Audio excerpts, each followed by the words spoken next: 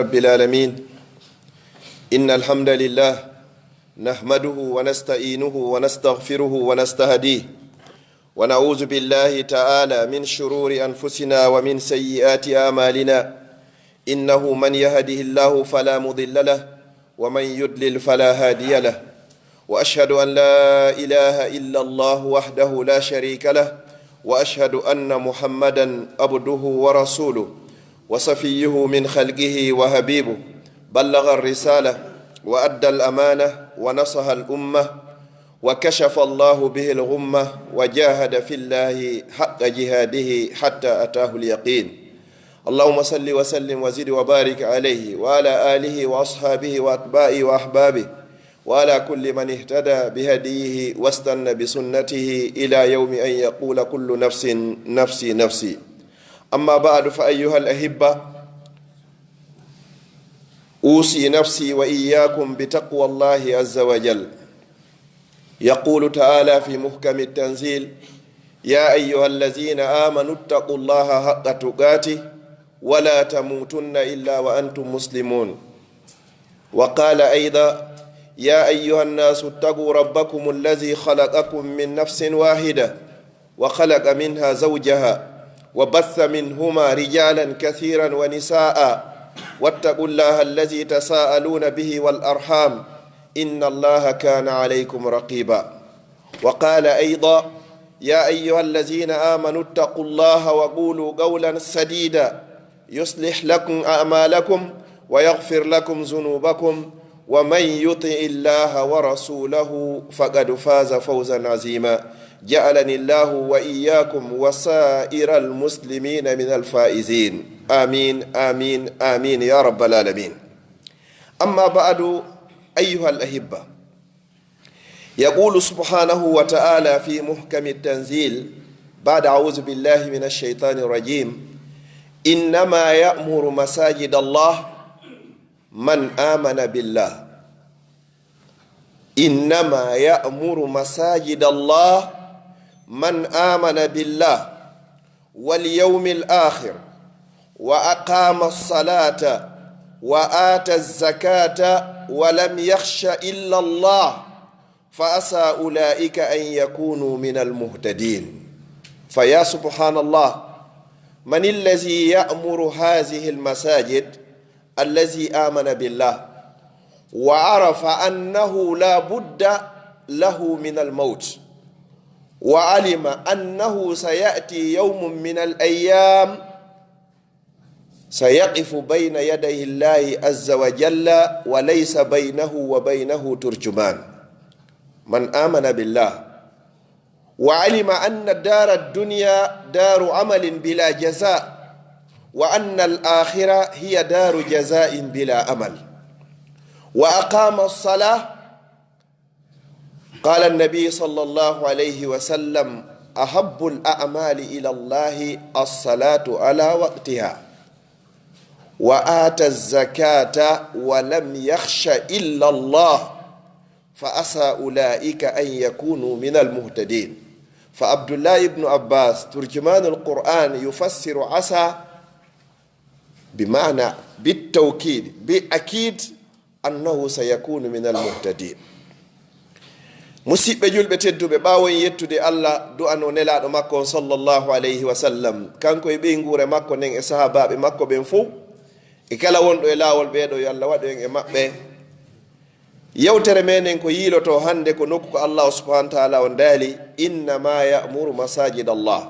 ko homɓe wurnitata ɗi cuuɗi allah, ko hombo wurnitata juulirde, ko hombo daroto fiino juulirde darora, ko man amana billah, ko kala gomɗinɗo allah. mo gomɗina allah darnata juulirde, hara himo gomɗini kadi wal yawmil akhiri, ñalande sakkitiɗe, himo andi kadi pellete o wuuri seeɗa o maaya e pooma. wa aqama sala, o ñiiɓi e julde, ma o ñinna julde nden. wa ata zakata, o itta zakka kadi farlaɗo on e jawdi makko ni so tawi himo mari. mo be men hino andi sino mari ko itta zakka e so tawi mara, hiɗa andi si yoni ka itte e si tawi yona. sa ittari noon zakka e jawdi ma nin, ko jawdi ma nin ƴettete watto ye feeruje yiite jahannama yawmal qiyama, ko ɗum on tigi woni ko paasiroyte, ko ɗum o lettiroyte ka nder yiite jahannama. yo allah hon dandu en. ikkiɗo men ni walam yakhsha illa Allah o hulata hay e hunde si wona Allah subhanahu wa taala. si a huli Allah hattirde e hulugol mo kala ko yiwma hulete teddinama. sa hulari Allah kala ko yiwɗa haray an kadi hiɗa huli hande kadi. yo Allah waɗi en huloɓe Allah. Abdullah ibn Abbas wini fa asa ulaika an yakunu min almuhtadin. kala waɗuɓe ɗi piiji ɗo no jorta no tañƴina pellet ka Allah nde ɓe tawete e fewɓe ɓen. yo Allah waɗu en e ɓen fewɓe. أيها الأحبة قال تعالى في بيوت أذن الله أن ترفع ويذكر فيها اسمه يسبح له فيها بالغدو والآصال رجال لا تلهيهم تجارة ولا بيع عن ذكر الله. لا تلهيهم التجارة ولا البيع عن ذكر الله لا يمنعهم من إقامة الصلاة وأداء الفرائض في المساجد البيع والتجارة ككثير من حالنا في هذا الوقت والعياذ بالله. فضل بناء المساجد. هؤلاء الإخوة جاءوا إليكم يمدون إليكم بيد العون والمساعدة لتساعدوهم على ماذا؟ لا لبناء البيوت يسكنون فيها، لا، ولا لشراء الملابس يلبسونها، لا، ولا لشراء السيارات يركبونها، لا، ولكن لبناء بيت من بيوت الله، وخاصة في أوروبا على قلب عاصمتها بروكسل. جاءوا إليكم يمدون إليكم بيد اللون، فهذا مشروع من مشاريع الله عز وجل. فربما تنفق 1 أورو أو 10 أورو ولا تصلي في هذا المسجد إلى يوم القيامة، ولكن كل من صلى فيه أو ذكر الله أو ذكر اسم الله أو قرأ فيه القرآن أو تعلم فيه حرفا من حروف العربية أو غير العربية أو تعلم كلمة من أمور دينه، فهذا ما تجده في قبرك يوم لا ينفع مال ولا بنون. مصداقا لقول النبي صلى الله عليه وسلم: إذا مات ابن آدم انقطع عمله إلا من 3: صدقة جارية أو علم ينتفع به أو ولد صالح يدعو له. musidɓe julɓe tedduɓe ɓe musidɓe meɗen hiɓe ari ka meɗen hiɓe fonti juuɗe maɓɓe toragol en ko ɓe woni e torade ko na ko ɓe fii ko ɓe darniroya cuuɗi ka ɓe hoɗa, wona fii ko ɓe sooda coñci ko ɓe ɓorno, wona fii ko ɓe hebbinira compte ji maɓɓe, wona fii ko ɓe sooda otoje ko ɓe ƴewa e muɗum, ko ɓe inni ko yon wallitoɓe fiyo ɓe darnu suudu wotudu jeyande e cuuɗi Allah e nder Europe, ka capital kadi Europe ɗo kay fof ko ɗum woni Bruxelles. no gasa waɗa ɗo mbuuɗu gooto hara juulata enen juulirde ɗon ha ñande Allah ƴettituma. kono kala juuluɗo ton, ma goɗɗo janti ton inde Allah, ma pay kum hunjira ɗon Qur'an, ma goɗɗo wayi ɗon dars, ɗum ɗo tawete ka gabru ma foti hiɗa wuuri, foti hiɗa maayi. mo beeyo e to waɗa ta waɗir ɗon fiya juuloy e mayre, ta waɗir ɗon joni fi hiɗa andi oɗo ma a anda oɗo. waɗir li wajhillah wa ma tuqaddimu li anfusikum min khairin tajiduhu inda Allah, tajiduhu inda Allah yawma la yanfau fihi malun wala banun. ko wonɗa wadde ɗo kon kala mbuɗu mo waɗɗa ko fiya tawoy ka Allah, na lagine tawoytamo, ko laakara tawoytamo ka gabruma tuma nangodirɗa ton e malaikaɓe. ñande daroyɗa yeeso joomima mbuɗu mo waɗɗa on fi juulirde ko ɗon non o nafayma. yaqulu nabi sallallahu alayhi wa sallam: sab'un yajri lil abdi ajruhunna wa huwa fi qabrihi ba'da mawti. sab'atu ashya yajri lil abdi ajruhunna ba'da mawtihi wa huwa fi qabrihi. ما هي هذه الأشياء السبعة؟ أولا: من علم علما لوجه الله ابتغاء وجه الله ابتغاء مرضات الله. nelaɗo maki piiji jeɗɗi baraji majji tawete ka wuruɗa, tawete kadi ka mayɗa hara hiɗa ka nder qabru ma, piiji jeɗɗi. wo ara nunkun man allama ilman, kala on jannuɗo gandal hara ko fi Allah o janniri. janna goɗɗo alifu gooto, suratuwol gooto, ko firo, ko ƴi'e, ko fiqu, ko sira, ko tafsir, ko tawhid, o nafitora ɗum ɗon baraji ɗum ɗon tawete ka gurdamma tawama kadi ka mayde ma haraɗa ha toññine ɗum ɗon ka gabru ma ñande tawata jawdi e ɓiɗɗo nafata. Saniyan aw ajra naharan ma o waɗi koloyru ko inete kon forage ma o jasoya koloyru hala ko normal fodde ɗon hino yarede julɓe Allah ɓe no nafitorde ɗon ko ɗum ɗon nafu e ma ka gabru ma hara na cuuɗi bordo barra ko darnuɗa. Salisan aw hafara bi'ra o ilini jangol ma o jasi koloyru ma ɗum waɗi pompi ko waɗi woyi muɗum fodde ɗum ɗo no naftorede tawete ka gabru ma. Rabi'an aw gharasa nakhla ma o tuti leggal dinɗe ngal ɗon hino ñamede foti ko bani adama ñami foti ko sondu ñami kala ko ñami ɗum ɗon baraji ɗum ɗon kadi woni ko tawoyte. ñande goo paykun suka o arno tawi mawɗo ronkuɗo hewtuɗo fayda ka faato wiire noon duuɓi ɗin towi tawi on mawɗo hino maapi e tutugol leɗɗe o inni mama soro wono ga ko ɗum tutanto leɗɗe hewti ka maayo o inni menen min ñamuno leɗɗe ɗe woɓɓe goo tutunoɓe mayino minen kay min tuta e ɗeɗo si min maayi ko woɓɓe goo ñamoya o ya subhanallah an kay ko sifa ɗum ɗo hanɗa waɗugol.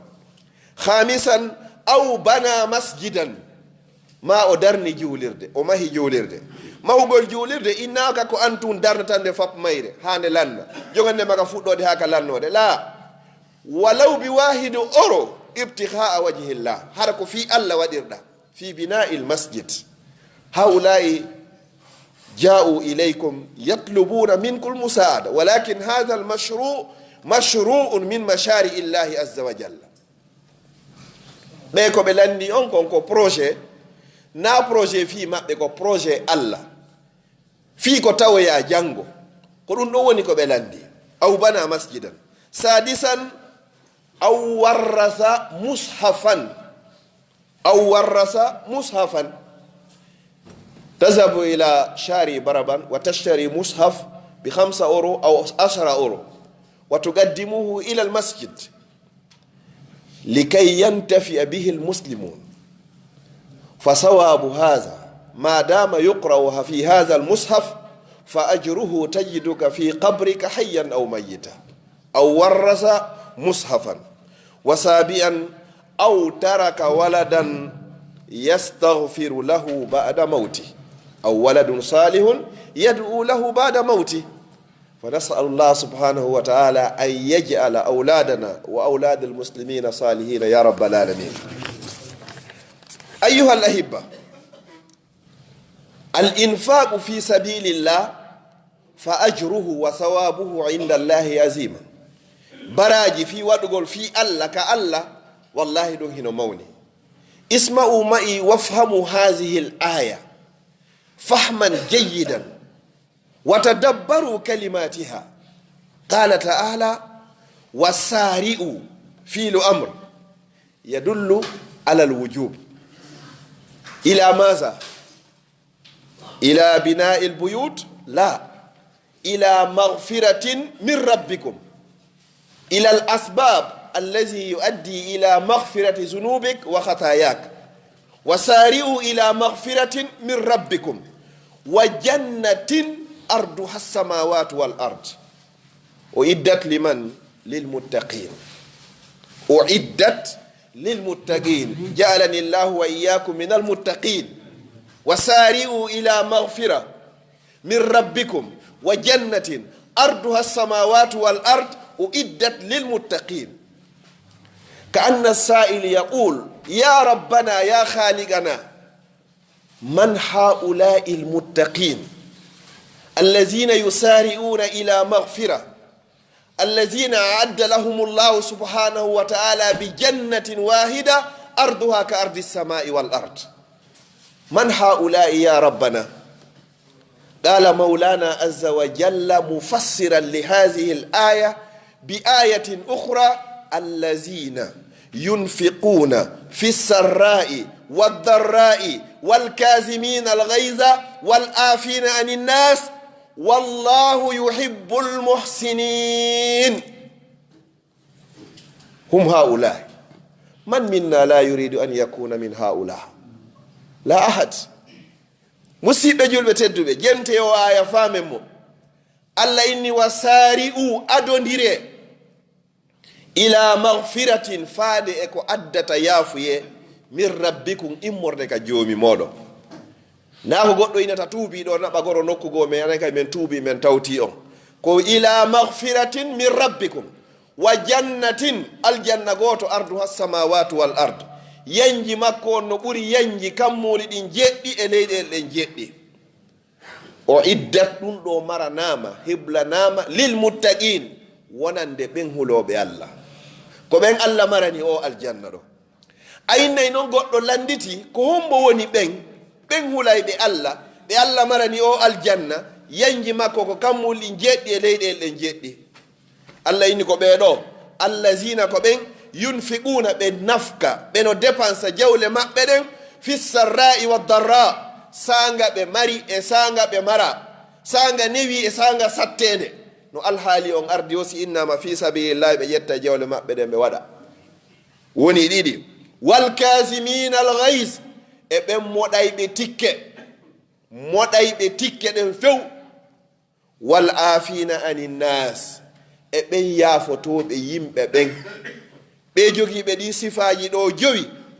Allah inni wallahu Allah yuhibbul muhsinin Allah no yiɗi ɓen moƴƴinayɓe golle ko hombo e men woni faalaka tawede e ɓeɗo hay e goto a ƴettay noon jawdi ma ni waɗa Allah ko adori ko jawdi nin allazina yunfiquna huna fi'lu mudari wa fi'lu mudari fi al-lughati al-arabiyya yadullu ala ad-dawami wal istimrar.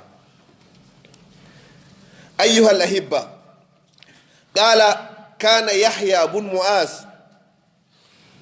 رحمه الله تعالى يقول أجبت ممن يبقى معه مال وهو يسمع قوله تعالى إن تقرضوا الله قرضا حسنا يضاعفه لكم ويغفر لكم. فهذا الرجل الصالح تأجب من رجل يسمع القائل يقول لك من ذا الذي يقرض الله قرضا حسنا فيضاعفه له أضعافا كثيرة. أو في آية أخرى إن تقرض الله أداة الشرط إن تقرض الله قرضا حسنا يضاعفه لكم.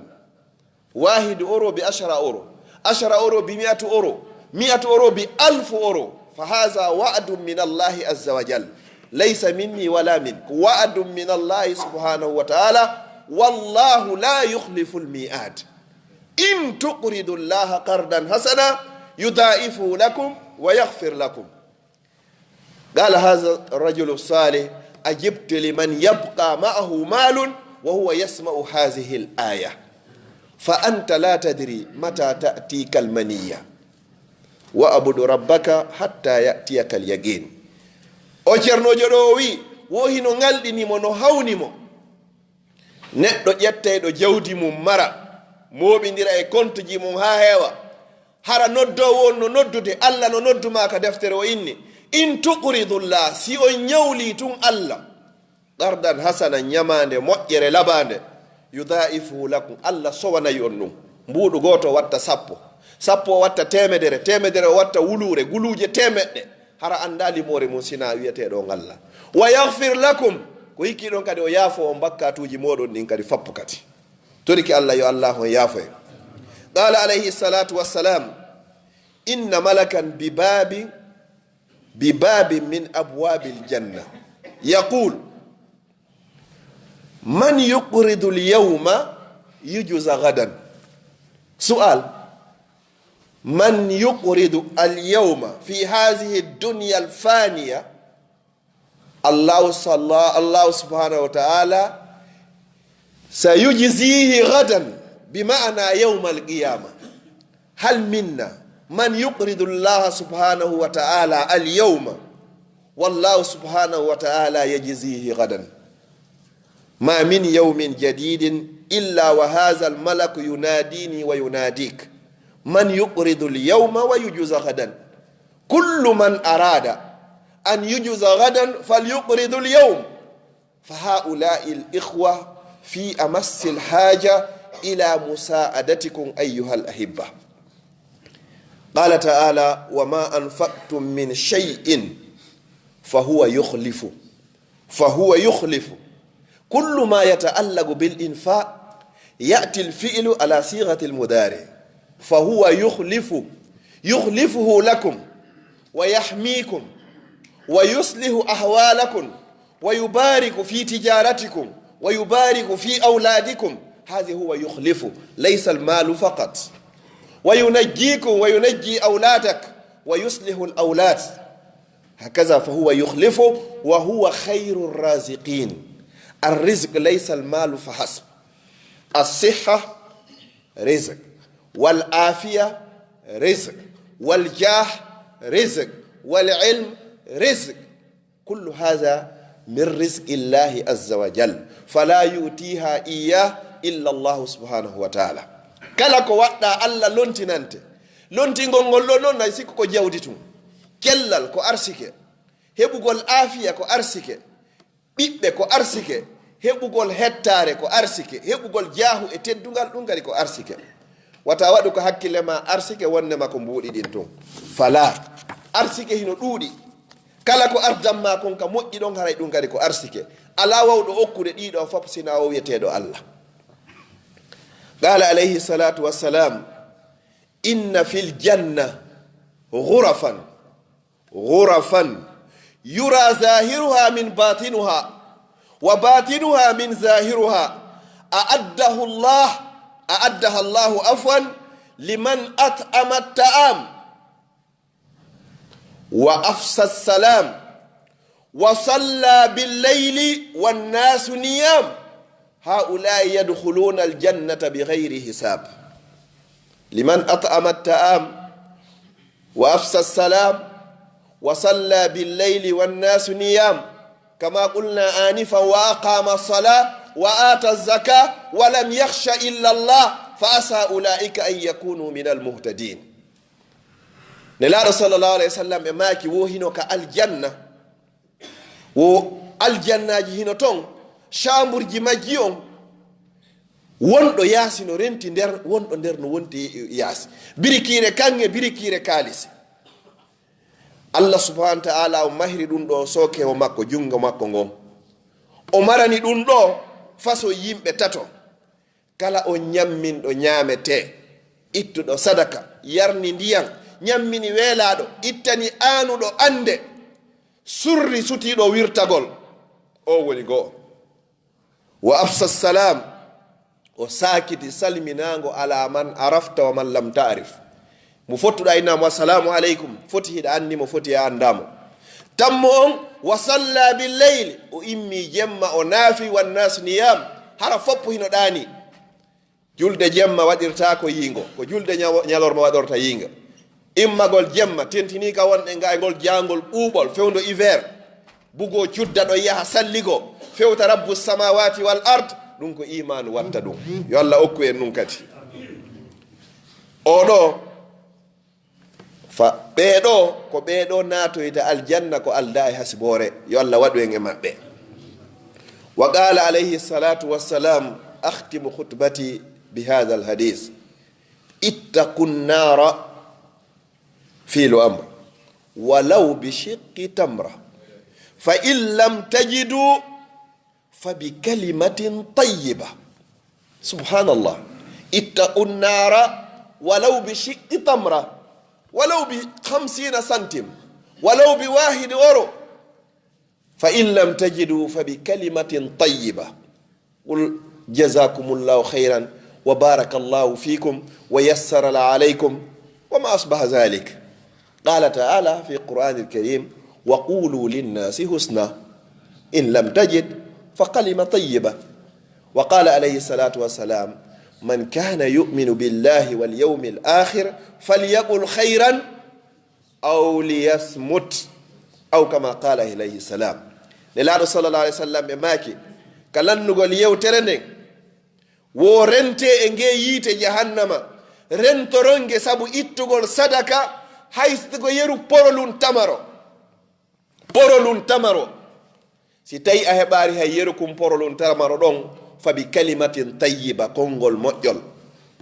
fewnɗo ne waaki ni si nebi ke inchallahu heɓoto hay si tawi ko 50 centime si goɗɗo innima fi sabilillah eto ha watta ɗum ɗon ton o mo waɗɗa fi mum ɗon o lontinante wata hebbi jiifa ma on yaha compte ma on no heewi goɗɗo nodda fi Allah ronta hay 50 centime ko waɗa fi ko tawoya janngo o hebbinanɗoma compte on ko on landima ɗo ya waɗanmo haysi ko ennero on ɗon noon himo ɓurma andugo si hiɗa mari o so tawi anda esi amara ko min woni anda siɗa mari esi amara kono on ɗon kadi himo andi en toriki Allah subhanahu wa ta'ala on yo Allah okkoren ko waɗe si tawi noon a heɓari ko waɗa fa bi kalimatin tayyiba wowlu konngol moƴƴol ko ɗum Allah inni wa qulu linnasi husna wowlane yimɓe ɓen konngol moƴƴol aqulu qawli hadha wa astaghfirullaha li wa lakum fastaghfiruhu innahu huwal ghafurur rahim.